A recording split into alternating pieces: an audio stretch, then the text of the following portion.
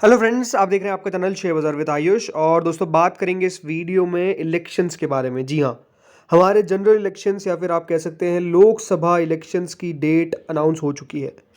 Elections का दोस्तों information निकल कर आ चुकी है, तो इस वीडियो में हम इसी के ऊपर बात करेंगे कि हमारे लोकसभा के इलेक्शंस कब होने वाले हैं, यानी हमारे जनरल इलेक्शंस कब होने वाले हैं। एंड इस जनरल इलेक्शन का दोस्तों हमारे बाजार पर कितना असर पड़ता है, हम ये भी समझेंगे इस वीडियो के अंदर। तो दोस्तों, वीडियो को देखिएगा पूरा आप लोग ज़रूर। तो फ्रेंड, जैसे मैंने कहा, आज इलेक्शन कमीशन ऑफ इंडिया ने अनाउंस कर दिया है कि 2024 लोकसभा इलेक्शन कब होने वाला है। 2024 इलेक्शन दोस्तों 7 फेजेस में करे जाएंगे, ये सबसे इंपॉर्टेंट इंफॉर्मेशन निकल कर आई है।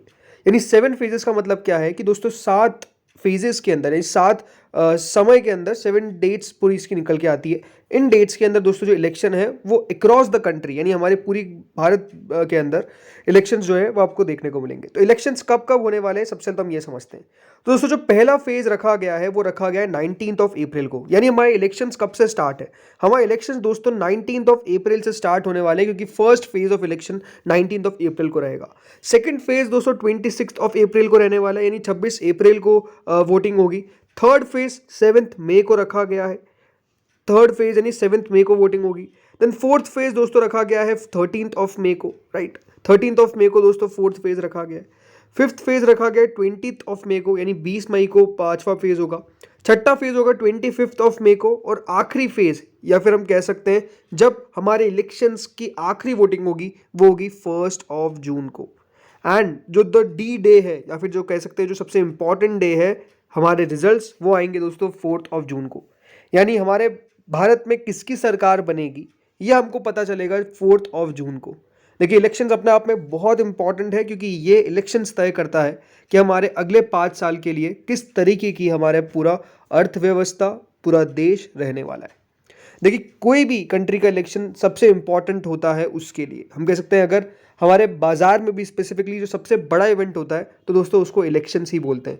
बिकॉज हमको इलेक्शंस में पता चलता है कि हमारे अगले 5 साल किस तरीके के रहने वाले, किस तरीके के रहने वाले इन द सेंस ये कि कौन हमारे ऊपर दोस्तों यहाँ पर गवर्न करेगा और किस तरीके की पॉलिसी होगी, वो अगले 5 साल के लिए उस स्पेसिफिक पार्टी तय करती है। तो नो डाउट सबसे इंपॉर्टेंट इवेंट, और जिसे कहते हैं, देखिए, हमारा सबसे बड़ा त्यौहार इलेक्शंस जो है वो आपको आता हुआ नजर आने वाला है। कब से? 19th ऑफ अप्रैल से 1 ऑफ जून तक। 4 जून को याद रखिएगा, आखिरी वो डेट है जब रिजल्ट्स आएंगे। तो ये तो देखिए जो इन्फॉर्मेशन थी इलेक्शंस की, वो आपको मैंने दे दी। अब देखिए वो स्टेट वाइज जो आपको इन्फॉर्मेशन है वो आपको अलग अलग देखिए न्यूज़ चैनल पे मिल जाएगी। उसको बताने के हम नहीं आए हैं, बेसिकली हम बताने के लिए आए हैं कि इलेक्शंस का बाजार पर कितना असर पड़ता है। क्योंकि हमारे लिए सबसे इंपॉर्टेंट क्या है कि जब इलेक्शंस होने वाले हैं तो उसका मार्केट पर, यानी हमारे बाजार पर कितना असर पड़ेगा। और ये हम कैसे पता कर सकते हैं? ये हम पता कर सकते हैं दोस्तों पास्ट के डेटा से, राइट। पिछले बार क्या हुआ था ये हम समझ सकते हैं कि इलेक्शंस में कैसा देखिए बाजार का मूड माहौल रहता है, राइट। तो एक खास बात आपको बताता हूँ, जब भी दोस्तों यहाँ पर इलेक्शंस का महीना आने वाला होता है, एक महीने पहले, हम कह सकते हैं in the month prior to elections, इस 6% एवरेज रिटर्न, यानी 6% का एवरेज रिटर्न दोस्तों मिलता है in the month prior to elections. और जो average return in the year prior to elections, यानी जो इलेक्शन से एक साल पहले होता है, मतलब कह सकते हैं जो इलेक्शंस होने वाले उससे एक साल पहले तक, करीबन 29.1% का रिटर्न, एवरेज रिटर्न ऐसा देखा गया। अब देखिए यहाँ पर जो डेटा है वो मैं 1999 से लगाकर 2019 तक का लेकर आया हूँ, ठीक है। तो हमारे पास पूरे यहाँ पर 5 डेटा पॉइंट्स है।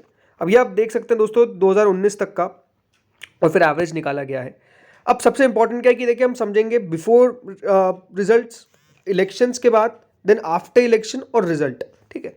तो यहाँ पर जैसे आप देख सकते हैं 6 कह सकते हैं 6 अक्टूबर 1999 को इलेक्शंस हुए थे। उससे एक महीने पहले दोस्तों निफ्टी ने 50.7% के रिटर्न दिए, मतलब बाजार ने ओवरऑल 50.7% के रिटर्न दिए।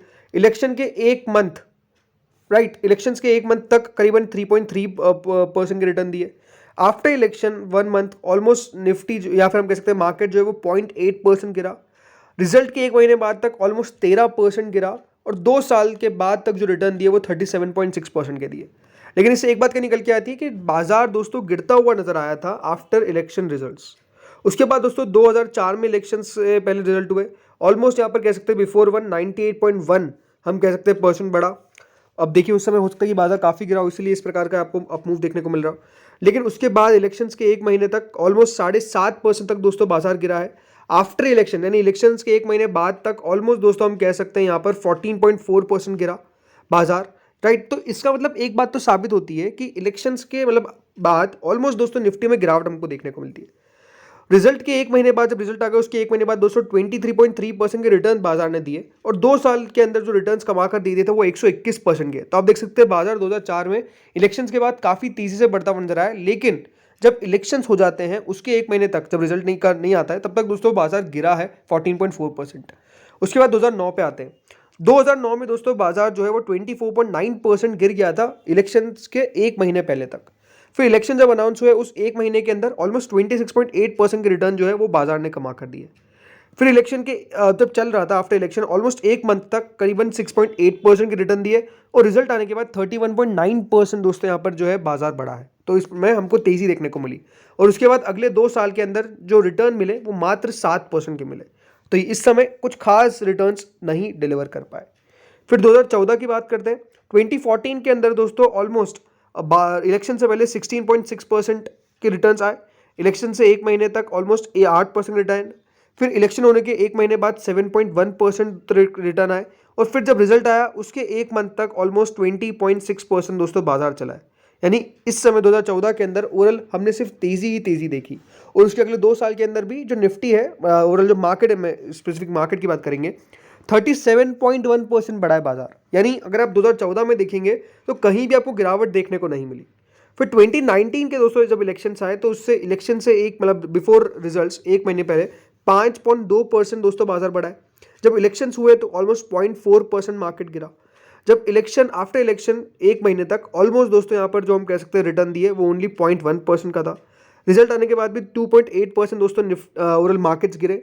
फिर उसके अगले 2 साल के अंदर ओनली 2.4% के रिटर्न जो है वो मार्केट ने दिए।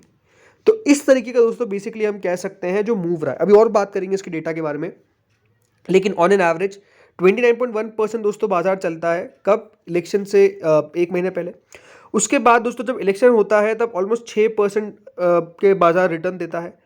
जब इलेक्शन हो जाता है राइट, उसके एक महीने तक ऑलमोस्ट 0.2% निफ्टी गिरता है या फिर मार्केट गिरता है। रिजल्ट आने के बाद करीबन 12% तक बाजार चलता है, और उसके अगले 2 साल में ऑलमोस्ट 40% तक के रिटर्न बाजार कमा कर देता है। तो इस तरीके का दोस्तों जो डेटा है वो हमारे सामने आया है। तो मेजरली हम ये कह सकते हैं कि अब जब इलेक्शन होंगे तो ज़्यादा चांसेस क्या है कि मार्केट में आपको प्रॉफिट बुकिंग देखने को मिले, जो एग्जैक्टली अभी चल रही है। अब सबसे इंपॉर्टेंट बात क्या है कि बाजार में ऑलरेडी प्रॉफिट बुकिंग हमको चलती हुई नजर आ रही है।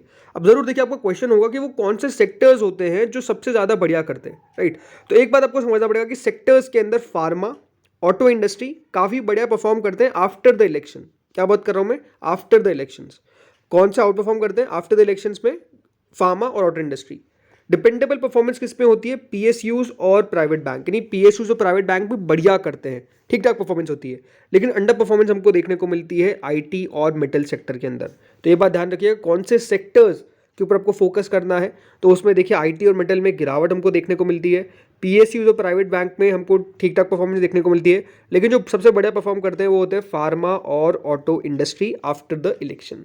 तो ये दोस्तों यहाँ पर बेसिकली डेटा बताता है।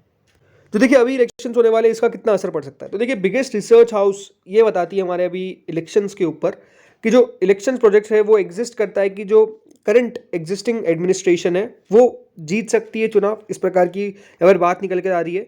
और ये बताते हैं कि ऑलमोस्ट मार्केट गेन कर सकता है 0 से 5% के बीच में in the next 3 months. According to another research analyst, there is a 10% chance that BJP will lose in 2024। इन 10% के चांस है कि बीजेपी जो है वो बेसिकली इलेक्शन हार सकती है। और वो प्रिडिक्ट करते हैं कि एक 25% का करेक्शन आ सकता है। यानी इंपॉर्टेंट बात क्या है कि अगर जो करंट गवर्नमेंट हारती है तो मार्केट जो है वो ऑलमोस्ट 25% तक फेल कर सकता है, इतनी गिरावट आ सकती है। तीसरा यहाँ पर जो वर्स्ट केस सिनेरियो बताया गया है कि अगर लीडिंग पार्टी को करीबन 200 से कम सीट्स आती है तो एक विच में cause a slump that last up to 40 Q.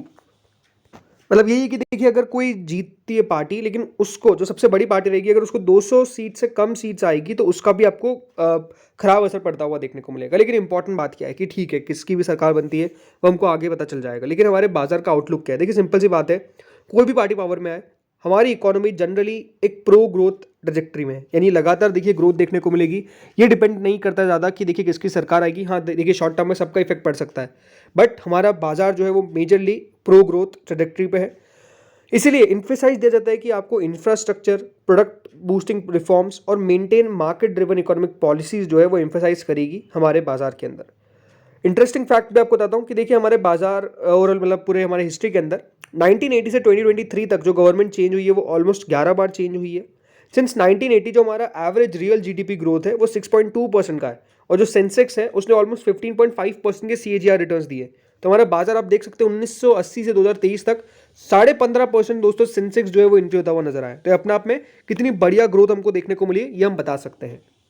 तो ये देखिए कुछ इंपॉर्टेंट बातें हैं। ज़रूर आप कह सकते हैं कि यहाँ पर वर्स्ट के सिनेरियो में ये बताया जाता है कि 200 सीट से कम अगर जो भी देखिए सबसे बड़ी पार्टी रहेगी तो उसका 40 क्यों नहीं 40 क्वार्टर्स तक आपको उसका असर पड़ता हुआ नजर आ सकता है। इस प्रकार की चांसेस भी। तो लेट्स सी होता क्या है, मतलब अपने आप में देखिए काफ़ी इंटरेस्टिंग रहेगा। बट ज़रूर जो सबसे इंपॉर्टेंट है वो ये है कि देखिए इलेक्शंस हो रहे हैं एंड डेफिनेटली आप भी अपने मत का प्रयोग करें, जो भी देखिए आपको सही लगता है। इस वीडियो में दोस्तों इतना ही था, बट जरूर आपको क्या लगता है कि बाजार में करेक्शन क्या रुकेगा या फिर बढ़ेगा ये बताइएगा कमेंट सेक्शन में। इस वीडियो में इतना ही था। Thank you friends watching this video.